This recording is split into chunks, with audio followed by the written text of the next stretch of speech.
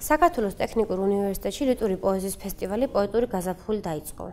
აღნიშნული ღონისძიება საქართველოში უკვე მეორე ტარდება და მას მხარს ტექნიკური უნივერსიტეტი და ლიტვის საელჩო უჭერს.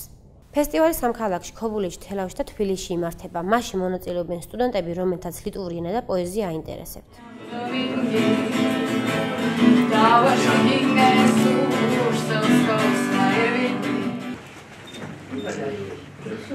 ძალიან მოხარულები ვართ, რომ ფესტივალი, რომელსაც ეწოდება პოეზიის გაზაფხული, ტარდება უკვე საქართველოში მეორე წელია ზედიზედ.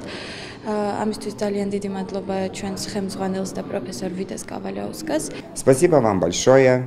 И еще хотел добавить, что все песни и чтения на литовском языке тоже читали и пели грузинные студенты, которые изучают литовский язык и культуру в Центре литовского языка и культуры Грузинского технического университета. Спасибо.